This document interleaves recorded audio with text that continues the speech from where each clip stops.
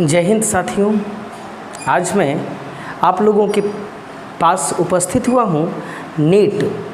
आप लोग देखते होंगे कि राज्य सरकारें अपने अपने राज्यों में जहाँ शिक्षकों के चयन के लिए स्टेट का टेट करवाती है, यानी टीचर्स एलिजिबिलिटी टेस्ट, उसी तरह केंद्र सरकार के अधीनस्थ जितने भी विश्वविद्यालय हैं उनमें शिक्षक बनने के लिए आपको एक योग्यता होनी चाहिए, एक पात्रता होनी चाहिए, उसके बाद आप शिक्षक बन पाएंगे। तो क्या है ज़रा सा जानते हैं। नेशनल एलिजिबिलिटी टेस्ट यानी राष्ट्रीय पात्रता परीक्षा, जिसे हम नेट के नाम से जानते हैं। तो चलिए नेट के विषय में जानने से पहले सबसे पहले आप मेरे चैनल को सब्सक्राइब कीजिए। नीचे जो रेड बटन है सब्सक्राइब का, उसे आप दबा दीजिए, जिससे कि आप सबों को इसके विषय में सारी जानकारियाँ मिल सके। चलिए देखते हैं नेशनल एलिजिबिलिटी टेस्ट आखिर होता क्या है। यह यूजीसी के द्वारा प्रायोजित होता है। यूजीसी का मतलब होता है यूनिवर्सिटी ग्रांट कमीशन, विश्वविद्यालय अनुदान आयोग। आप सोचिए कि अगर हम एक सामान खरीदने जाते हैं तो उसको कितनी बारीकी से देखते हैं, उसको उसके क्वालिटी, उसके गुण, उसका उपयोग, सारा चीज़ देखते हैं। तो अगर हमें बच्चों को, जो अभिभावक हम सबों को अपने बच्चों को सौंपते हैं, तो उनको पढ़ाने के लिए शिक्षकों में भी योग्यता होनी चाहिए ना।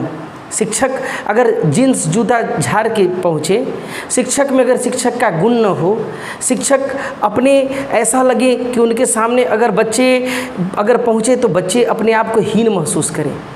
शिक्षक के विषय में भी मैं आपको बताऊंगा। आप तो खुद ही समझदार हैं, आप जानते हैं शिक्षक को भी सामान्य पोशाक पहनकर बच्चों के सामने उपस्थित होना चाहिए।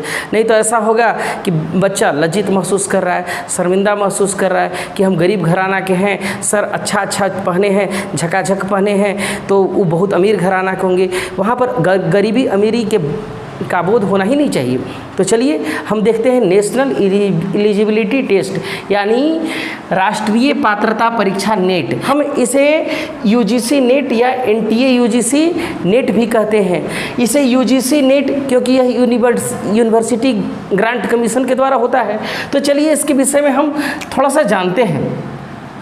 यहाँ पर यह क्या चीज़ है, ये एनटीए नेशनल टैलेंट एजेंसी, वह राष्ट्रीय स्तर पर टैलेंट को सर्च करता है।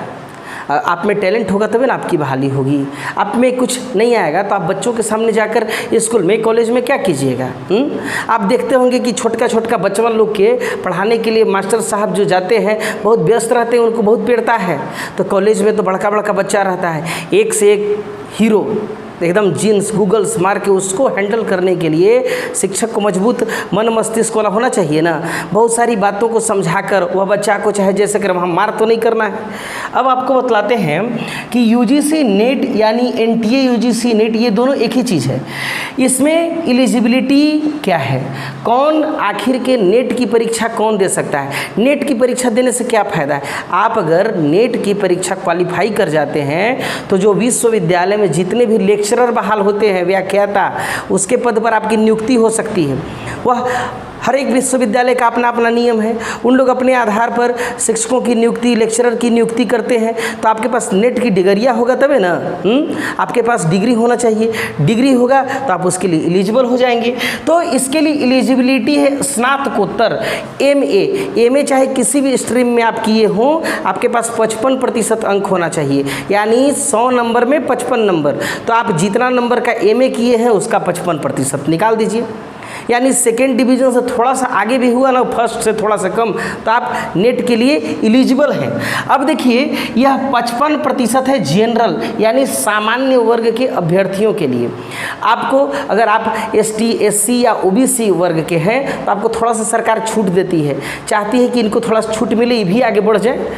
तो अब आपको एज कितना है, तो एज है जनरल के लिए कम से कम 28 साल, और उसके आगे आप जो भी इसका कोई इतने अनलिमिटेड कर सकते हैं। अगर हम 50 साल के हैं, हमको मूड किया कि हम आज नेट करें, हम प्रोफेसर बने, तो बनिए ना भाई, रोका कौन है। आप में ज्ञान है, आप पढ़ाइए, आप बच्चों को आगे बढ़ाइए, शिक्षा दीजिए। तो 55% अंक से अगर कम रहेगा तो होगा कि ना।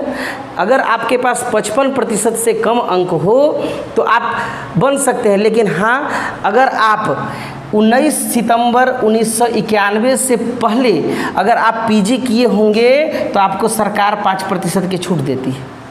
बोला कि बहुत पहले बेचारा ये पीजी करके बैठा है, स्नातकोत्तर करके बैठा हुआ है, तो इनको कुछ छूट मिलना चाहिए ना। यानी इनमें अभी भी पढ़ाई की क्षमता, एफिशिएंसी बचा हुआ है, या बच्चों को कुछ दे सकते हैं। अब इसके लिए सब्जेक्ट क्या है, तो सब्जेक्ट कौन विषय को हम चुन सकते हैं, किस विषय को हम पढ़ेंगे, तो किस विषय को हम पढ़ेंगे तो हम ये नेट के लिए एलिजिबल होंगे। आपका पीजी में जो विषय होगा ना, पीजी में लेते हैं हिस्ट्री, पॉलिटिकल साइंस, जो भी आप सब्जेक्ट लिए, मैथ, कॉमर्स जो भी लिए, आपका वही विषय मेन हो जाएगा, जिससे कि आप मेन पेपर लिखिएगा। तो इसमें होता क्या है, कौन कौन पेपर होता है, कितना घंटा का परीक्षा होता है। आपको यूजीसी जो है 94 विषय को मान्यता दिया है, 94 सब्जेक्ट को, 94 विषय में से उसका लिस्ट आप यूजीसी की वेबसाइट पर जाके देखिएगा, 94 विषय को लिस्टिंग किएगा। अगर हम यहाँ पर बताने लगे तो आपका वीडियो बहुत लंबा हो जाएगा, आप देखबे नहीं कीजिएगा। तो इसलिए 94 विषय में से कोई भी विषय होगा आपका और आप 55% अंक लाए होंगे, बस आप एलिजिबल हैं, आप एकदम बिल्कुल भर सकते हैं, आप प्रोफेसर बन सकते हैं एकदम। आप भी जाइए धड़ाधड़ पढ़ाइए बच्चों को। छोटा छोटा बच्चा क्या पढ़ाइएगा, बड़ा बड़ा बच्चा का पढ़ाइए, मोटा मोटा बच्चा का पढ़ाइए, वहाँ तो बच्चा लोग तैयार है, तो आपको भी तो तैयारी करना होगा। अब चलिए, नेट जो होता है वह 2 पेपर में होता है, पहला पेपर और दूसरा पेपर। तो आपके मन में विचार उठेगा कि क्या दोनों पेपर का परीक्षा दे देना चाहिए, देना तो होगा ना। या पहला पेपर होता है क्वालिफाइंग, यानी कि पहला आप पास कीजिएगा ना तबे उसमें जाइएगा, यानी बाहर का दरवाज़ा खुला रहेगा तबे ना अंदर पहुंचिएगा। तो इसलिए बाहर के दरवाजा को खोलना ज़रूरी है। अगर आपका अंक नहीं आया क्वालिफाइंग के बराबर तो आप बिल्कुल नहीं पास हो पाइएगा, आपको तो ख़त्म, वहाँ से हटा दिया जाएगा। तो आपका कॉपी चेक नहीं होगा। तो कितना प्रश्न पूछता है, 50 गो सवाल रहता है, 2-2 नंबर का, यानी टोटल 100 अंक का प्रश्न पूछेगा। कैसा प्रश्न पूछेगा, वही 4-4 गो वाला, जिसमें 4 गो रहेगा टिक मारने वाला, तो उसमें टिक नहीं मारना है, गोला करना है। 4 गो एक वह प्रश्न जो रहेगा उसका 4 ऑप्शन रहेगा, वो चारों ऑप्शन में से कोई आपको एगो चुन देना है। वो तो कितना लोग तो राम भरोसे चुनते हैं। देखा कि हम लोग जब पढ़ रहे थे तो उसमें बहुत सारे हमारे ही साथी भाई थे, वो बोले कि से आप कैगो बनाए, तो हम तो बताए कि से हम तो भाई 100 क्वेश्चन में 90 क्वेश्चन बनाए। तो आप कितना बनाए, हम तो 100 भगवान भरोसे हमारा दिली। अब बताइए, ये प्रोफेसर साहब जब बन जाइए तो बच्चा के का पढ़ाइए, बहुत तो हवा में टिक मरवाइए ना। तो इसीलिए आपको अंदर क्वालिटी होना चाहिए, और क्वालिटी आपको आगे विकास की ओर ले जा सकता है। चलिए आगे देखते हैं। ये सर, अगर एक मन में और प्रश्न उठता है कि अगर हम मान के चलिए कि किसी सवाल हम पूरा अटेम्प्ट करें कि ना, तो जो तो हमको आएगा उसको तो हम अटेम्प्ट करेंगे ही, और नहीं भी आएगा तो फिर तो भगवान भरोसे। आपको निगेटिव मार्किंग नहीं है कि अगर हम गलती लगाते हैं रेलवे के परीक्षा, बैंकिंग के परीक्षा, जैसा कि 4 सवाल बनाए, 4 गलती कर दिए तो 1 नंबर कट गया, वहाँ यहाँ कटकुट वाला कुछ नहीं है, सब के सब आप टिक मार सकते हैं। लेकिन अगर आपकी जानकारी हो तो बेहतर टिक मारिएगा तो सही रहेगा ना। हवा में टिक मारिएगा तो हवा में पढ़ाइएगा, वैसा तो सब गड़बड़ हो जाएगा। अब चलिए, इसमें क्या क्या से प्रश्न पूछता है, तो टीचिंग एप्टीट्यूड, भाई पढ़ाने के लिए आप आए हैं, आप में पढ़ाई का गुणधर्म नहीं होगा, क्या बच्चा के पढ़ाइएगा। बच्चा देहात से आता है, शहर से आता है, सबके कॉम्बिनेशन बना के आपको एकदम वहाँ पर लेक्चर देना होगा, अच्छा से पढ़ाना होगा। और जनरल अवेयरनेस, आज तो सामान्य ज्ञान तो सबको साथ होना चाहिए, समसामयिक सबके पास होना चाहिए। आप अगर समसामयिक नहीं जानिएगा, सामान्य ज्ञान नहीं जाने, क्या पढ़ाइएगा। अब चलिए, यह यानी ये फर्स्ट पेपर मोटा मोटी आपका हो गया 100 नंबर के। अब 50 गो क्वेश्चन रहेगा, हर क्वेश्चन 2-2 नंबर के। इसके विषय हम बतलाएंगे। इसका 10 गो यूनिट होता है, यूनिट समझते हैं ना, इकाई, उसके विषय में हम आगे बतला रहे हैं अभी। तो यह आपका कितना देर का परीक्षा, पहले 1 घंटा होता था, अब आपको सरकार 3 घंटा दे दिया कि 3 घंटा मारिए टिक, 3 घंटा मारिए। आप तो 1 घंटा के बाद बैठ जाइएगा कॉपी लेके, फिर सर ले लीजिए ना, सर ले लीजिए ना कॉपी सर लेंगे जी, आपको नहीं लेंगे जब तक पूरा समय पूरा नहीं होगा, आपको क्वेश्चन नहीं लिया जाएगा। और इसमें कम से कम आपको 40% अंक लाना है, तभी आप क्वालिफाई कीजिएगा कम से कम। यानी 100 नंबर में 40 नंबर आपका, 50 को क्वेश्चन में 20 प्रश्न सही होना चाहिए, तब जाके आप इसको क्वालिफाई कीजिएगा। तो एकरा में से एकरा में जाइएगा, ई घर से ऊ घर। अब यही घर में हम बंद हो गए तो वो घर हमको कोई जाए देगा? अब चलिए, ये क्या होता है सेकंड, ये सेकंड पेपर क्या होता है, कितना नंबर का होता है? तो सब्जेक्टिव, जो आपका एमए में यानी स्नातकोत्तर में जो आपका विषय रहेगा, वो विषयवा के आप जो लेके चलिएगा वही ना आपका हुआ। तो वह आपका जो विषय, जैसे हिस्ट्री है तो आप हिस्ट्री को पढ़िए। यह 100 को क्वेश्चन रहेगा, 2 नंबर का 100 क्वेश्चन। अब इसके लिए आपको 3 घंटा का मिलेगा टाइम। तो आप बोलिएगा कि सर तब तो एकरा में हमको लग रहा है कि एकदम कन्फर्म खूब लिखवाएगा, पूरा लंबा हम तो लिख ही नहीं पाएंगे। इसमें भी वैसा घबराना नहीं है, वही ऑब्जेक्टिव रहेगा, मल्टीपल चॉइस वाला क्वेश्चन, वही 4 गो में एगो टिक मार दिए। तो इस तरह से आप ये नेट को आप क्वालिफाई कर सकते हैं। अब इसके बारे में हम पेपर 1 के बारे में आप लोग को बतलाते हैं कि पेपर 1 में कै गो यूनिट होता है। उसके 10 गो यूनिट है, 10 यूनिट हम जल्दी से बतला देते हैं आप लोग के, लेकिन आप लोग प्रयास कीजिएगा ज़रूर। फर्स्ट पेपर जो मेरा 50 क्वेश्चन है, जिसमें 100 नंबर का जो है, उसमें क्या क्या होगा, आपका 10 यूनिट पढ़ना है आपको। 10 यूनिट में क्या चीज़ है, यूनिट 1 में है आपका टीचिंग एप्टीट्यूड, टीचिंग एप्टीट्यूड, उसके विषय में डिटेल बतलाएंगे आपको। उसके लिए अलग सेपरेट वीडियो बनाना होगा, क्योंकि एक ही वीडियो में अगर तो फिर वीडियो 2 घंटा का हो जाएगा तो आप लोग देखिएगा नहीं, आपको बोरियत महसूस होगा। आपका यूनिट 2 में जो है रिसर्च एप्टीट्यूड। अब उसके बाद यूनिट 3 में कंप्रीहेंशन वही कंप्रीहेंशन आप लोग जानते हैं ना, बड़ा सा एक आलेख लिखा हुआ रहेगा, उसी में से आपको छांट के लिखना है, लेकिन भाई बहुत लंबा रहेगा क्योंकि अब विश्वविद्यालय के स्तर की बात है। फिर उसके बाद चौथा पेपर आपका रहेगा कम्युनिकेशन, संचार व्यवस्था।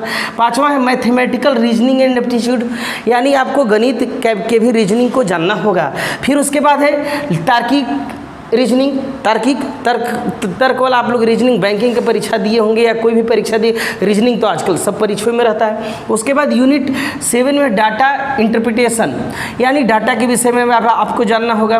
फिर उसके बाद 8वां में है इंफॉर्मेशन एंड कम्युनिकेशन टेक्नोलॉजी, ये 9वां में है पीपल डेवलपमेंट एंड इन्वायरमेंट। उसके बाद 10वां में है हायर एजुकेशन सिस्टम, यानी ये 10 गो इकाई पढ़िएगा, तब आपको 10 इकाई यानी 10 इकाई से 50 क्वेश्चन, यानी हर इकाई से 10 इकाई से 55 को क्वेश्चन, यानी 50 क्वेश्चन जो हुआ, यही मेरा 2 नंबर का होगा। तो ये 100 नंबर के लिए प्रश्न पूछेगा पेपर 1। अब पेपर 2 तो आप जानते हैं, पेपर 2 आपका 100 क्वेश्चन रहेगा, 2 नंबर का। वो आपका सब्जेक्ट जो भी एमए में आप पढ़े हो, जो भी स्नातकोत्तर में जो विषय पढ़े हो, आपको उस विषय पर पकड़ होना होगा।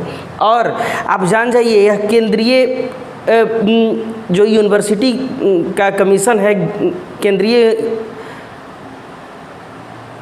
और आप समझ जाइए कि आपको यूजीसी द्वारा यह एग्ज़ाम प्रायोजित होता है, यानी यूजीसी का कार्यक्रम बड़ी टाइम टू टाइम होता है। जब 2019 में यह टेस्ट लिया गया था, तो आप सोचिए कि इसे 9 सितंबर से 8 नवंबर तक इसका रजिस्ट्रेशन का डेट था। तुरंत आ गया 10 नवंबर से एडमिट कार्ड, 6 दिसंबर तक पूरा जिसको भी डाउनलोड करना है कीजिए। एग्जामिनेशन हुआ 2 तारीख को हुआ था दिसंबर में, और रिजल्ट 31 दिसंबर। यानी ये आप एक कहावत सुने ना, चट मंगनी पट बिया है, तुरंत इसका एकदम टाइम टू टाइम होता है। इस साल तो कोरोना के चलते, कोरोना तो पूरा दुनिया को तबाह किया है, तो परीक्षा के तबाह नहीं करेगा। आप लोग को एकदम नेट का तैयारी कर लेना है और एकदम प्रोफेसर बनने के लिए कदम बढ़ा देना है। क्यों नहीं होगा, हम केवल प्रयास तो करें, और प्रयास से कुछ रुका है? हम 1 नंबर के शिक्षक बनेंगे और एकदम सभी विश्वविद्यालय में अपना योगदान देंगे। विश्वविद्यालय अपने हिसाब से बहाली करता है। हो सकता है कि आपसे केवल इंटरव्यू के आधार पर आपको बहाल कर दे, हो सकता है कि आपको छोटा मोटा परीक्षा लेके बहाल कर दे। तो इसलिए नेट आप क्वालिफाई रहिएगा तब ना परीक्षा में जाइएगा। तो इसलिए आपको परीक्षा में जाने के लिए आपको नेट तो चाहिए ही चाहिए। तो इसलिए ये पूरा सिलेबस हुआ नेट का। इसके विषय में हम पेपर 1 के विषय में इसका क्या क्या अंदर रहता है इसके विषय में आपको अलग वीडियो बना के दिखलाएंगे। तब तक के लिए जय हिंद।